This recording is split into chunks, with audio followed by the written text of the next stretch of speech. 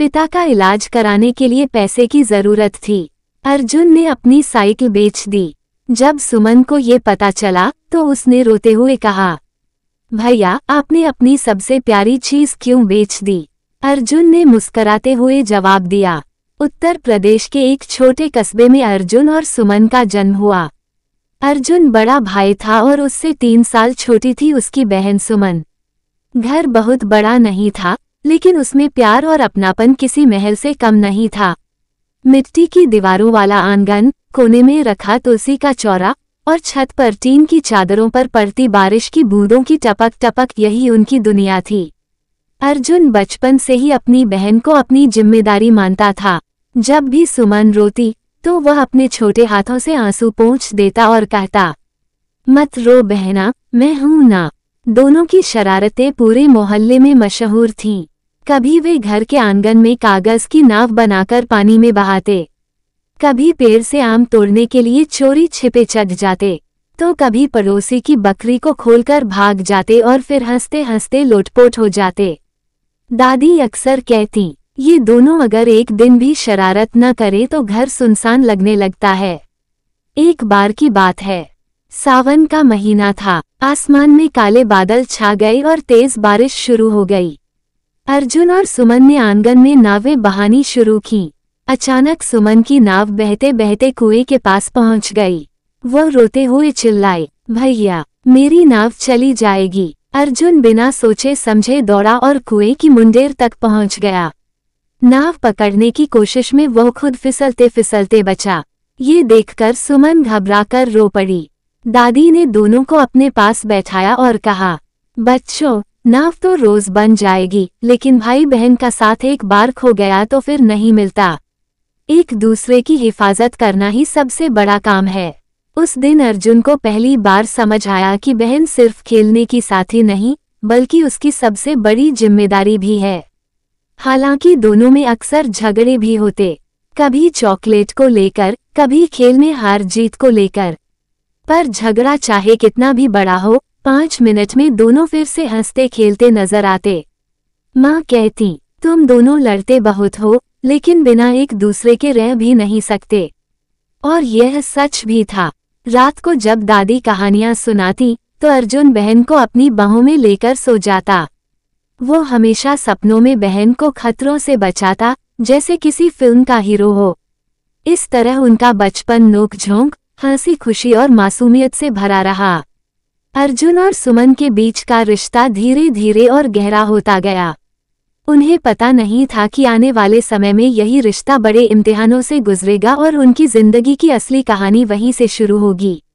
जब अर्जुन 7 साल का हुआ और सुमन 4 साल की, तो दोनों को गांव के छोटे से प्राइमरी स्कूल में दाखिला मिला। स्कूल तक पहुंचने के लिए उन्हें कच्चे रास्ते से होकर जाना पड़ता था। रास्ते में हरे भरे खेत, चरती हुई गाय भैंसें और कभी कभी खेलते हुए बच्चे दिखाई देते। अर्जुन अपनी बहन का हाथ पकड़कर स्कूल ले जाता। वो हमेशा कहता, सुमन अगर रास्ते में कोई तुझे तंग करे तो मुझे बता देना। और सुमन गर्व से मुस्कुराकर कहती, भैया जब आप साथ हो तो मुझे कौन तंग कर सकता है। स्कूल में दोनों की अलग अलग कक्षाएं थीं, लेकिन बीच बीच में खेल के समय दोनों मिल जाते। कभी सुमन अपने लंच से रोटी का टुकड़ा अर्जुन को देती, तो कभी अर्जुन अपनी जेब से टॉफी निकालकर बहन को खिला देता। शिक्षक भी दोनों के रिश्ते को देखकर मुस्कुराते। प्रधानाचार्य अक्सर कहते, ये भाई बहन दूसरों के लिए मिसाल हैं। अर्जुन हमेशा सुमन का ख्याल रखता है, लेकिन शरारतों में भी दोनों पीछे नहीं रहते। एक बार अर्जुन ने दोस्तों के साथ मिलकर पेड़ से आम तोड़कर खाए। जब मास्टर जी ने पकड़ा तो अर्जुन ने सारा दोष अपने ऊपर ले लिया ताकि सुमन न डांटी जाए। उस शाम घर लौटते समय सुमन ने आंसू भरी आंखों से कहा,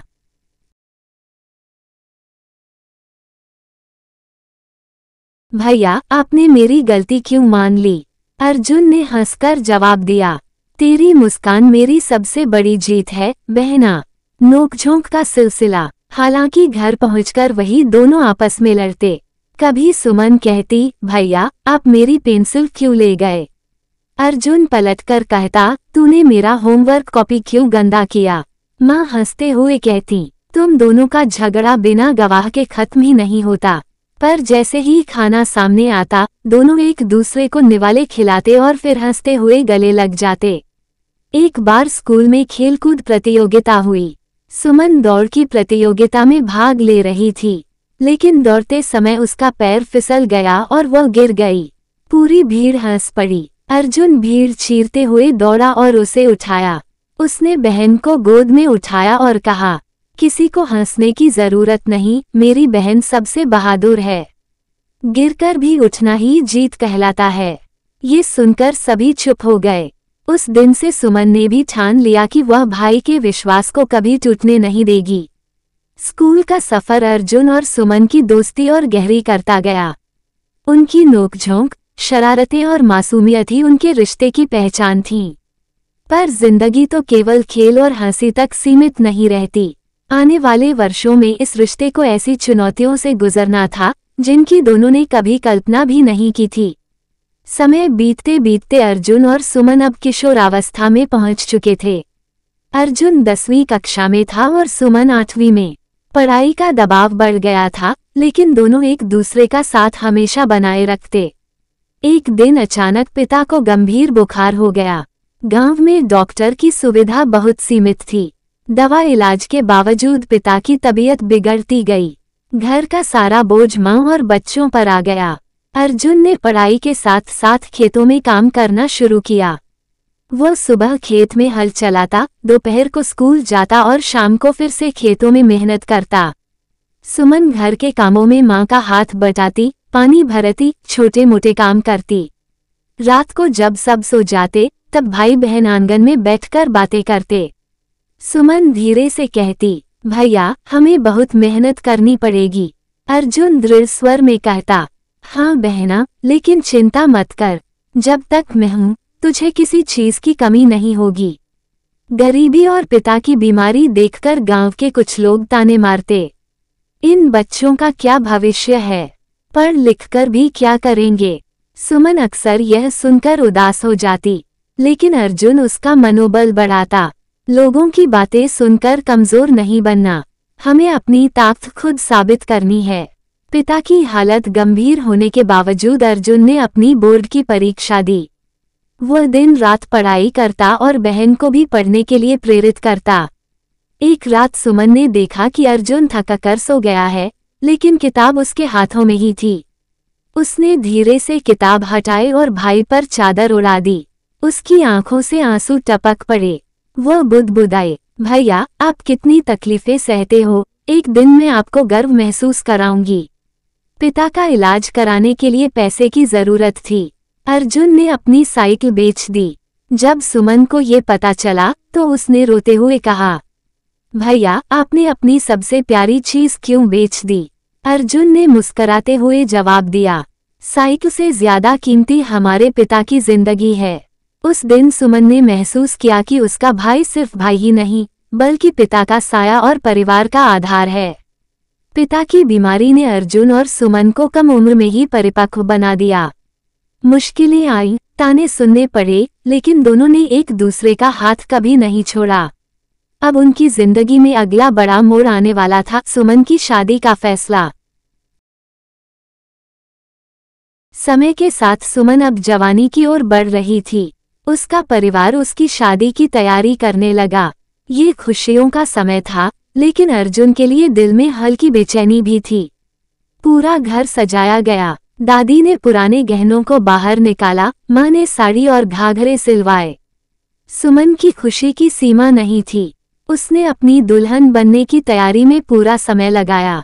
अर्जुन ने भी बहन के लिए सबसे अच्छे कपड़े और गहने खरीदे, लेकिन उसकी आंखों में एक उदासी थी। वो अक्सर आंगन में अकेले बैठकर सोचता, अब मेरी छोटी बहन मेरे साथ रोज नहीं रहेगी, मैं उसका हर पल नहीं देख पाऊंगा। शादी की तैयारियों में दोनों भाई बहन हर पल साथ थे। सुमन अर्जुन को अपनी दुल्हन जैसी साड़ी दिखाती और अर्जुन उसे बताता कि कौन सा गहना उसके लिए सबसे अच्छा लगेगा। एक शाम दोनों छत पर बैठे पुराने फोटो एल्बम देख रहे थे।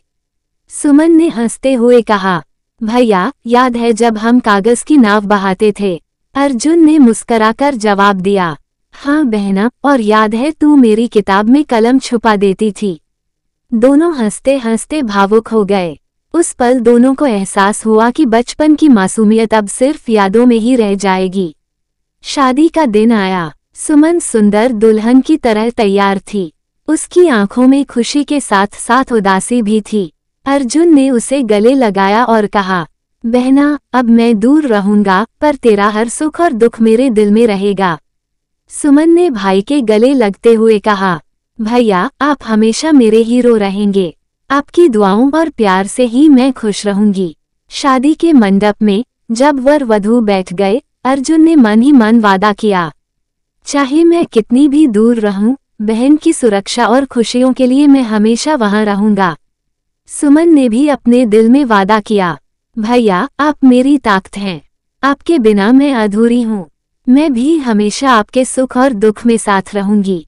शादी की खुशियां थीं, लेकिन दोनों को पता था कि अब उनका रिश्ता नए रूप में बदलेगा।